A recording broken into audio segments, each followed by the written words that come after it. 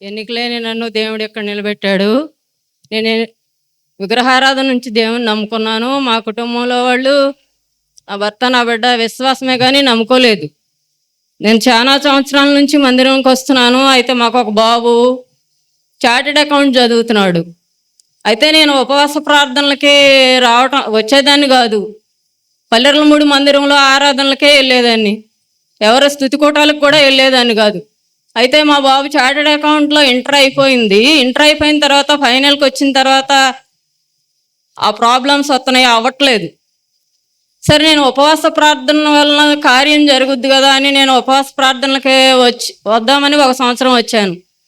మొత్తం 7 బుధవారాలు రాలేకపోయాను. ఆ సంవత్సరం కూడా అవ్వలేదు. మళ్ళా రావాలని అనుకున్నాను. మళ్ళీ 2వ వారం కూడా మా చుట్టాలు బంధువులు చనిపోయి అప్పుడు రాలేకపోయాను. 3వసారి వచ్చాను. నాయన ఈ సంవత్సరమైనా కార్యం జరిగించమని ప్రార్థన చేసుకున్నాను. ఎగ్జామ్ నెల ఉందనంగా యాక్సిడెంట్ అయింది.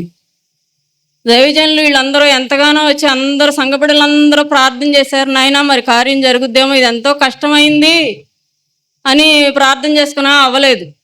ఏంటి నాయన నేను అని నిరాశతో మందిరంలోకి వెళ్ళాను. ఎప్పుడైతే ఏ సమస్య గురించి అనుకున్నానో ప్రార్థన చేసుకుని వెళ్తే దైవజనుల ద్వారా నాకు బలం వచ్చి మాట్లాడేవారు. దైవజనులు అన్నారు, మీ బిడ్డ విషయంలో కార్యం జరగలేదని మీరు బాధపడమాకండి. మందిరం విషయంగా హిజ్కియా మందిరం విషయంగా చేసుకున్నాడు తీర్మానం, అది జరిగించుకొని మీ పాపాలు మీ వల్లనే కార్యాలు జరగట్లేదు, మీ ప్రవర్తన మార్చుకోమని చెప్పారు దైవజనుల ద్వారా.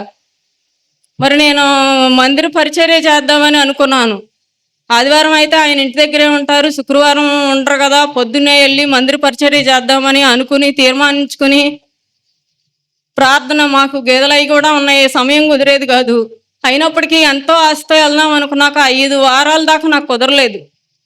వెళ్ళి ప్రార్థన చేసుకుని చేస్తే మొన్న ఫైనల్లో ఒక గ్రూప్ అయిపోయింది, ఒక గ్రూప్ ఆగిపోయింది. మళ్ళీ నిరాశ, 2 మార్కులతోనే ఆగిపోయింది. అక్క నువ్వేమి నిరాశపడ, మాకు దేవుడు సాయం చేస్తాడు అంటే ఏంటి నాయన ఏంటని చెప్తే, నేనైతే పని చేసుకుంటా వాక్యాలు అవి వింటా ఉంటున్నాను కానీ సమయాన్ని ఎక్కువగా ఇవ్వలేకపోతున్నాను. సరే ఆజ్ఞలు అవి అనుసరించలేకపోతున్నానని ప్రార్థనకి ఎక్కువగా సమయాన్ని ఇచ్చి, నాయన నీ వాక్యం దివారాత్రం ధ్యానించితే నాయన వర్ధిల్లుతారని చెప్పారు కదా అని ప్రతిరోజు ఎక్కువగా ప్రార్థన. మన జనవరిలో రాశాడు.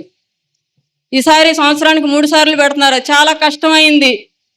ఎక్కడికి వెళ్ళినా కానీ మీ బాబు ఏం చదువుతున్నాడు, సిఏనా, అది అవ్వదులే అని నిరాశ, ఎంతో బలహీనం వచ్చేది, నిరాశ వచ్చేది. అసలు ఎక్కడికి ఫంక్షన్లకు కూడా వెళ్ళేవాళ్ళం కాదు ఒక్కొక్కసారి.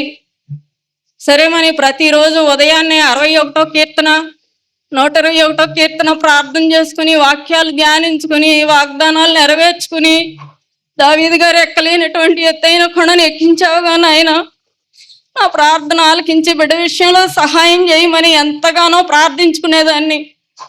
జనవరి నెల నుంచి అసలు నేను ఏం చేస్తున్నా, ఎక్కడున్నా ఏం చేస్తున్నా అదే ప్రార్థన, అదే ఆలోచన. దేవుడు ఎంతగానో సహాయం చేశాడు. మొన్న ఆదివారం 1వ తారీఖున రిజల్ట్స్ వస్తాయి అన్నారు. రిజల్ట్స్ వచ్చే డేట్ కూడా నేను తెలుసుకోను, టెన్షన్ అని. 10ంటికి రిజల్ట్స్ వస్తాయని చెప్పారు. చర్చికి బయలుదేరే ముందు భయం వేసింది. ఫోన్ తీసుకొచ్చాను. అయితే 10ంటికి వస్తాయి, లేకపోతే 12ంటికి వస్తాయి.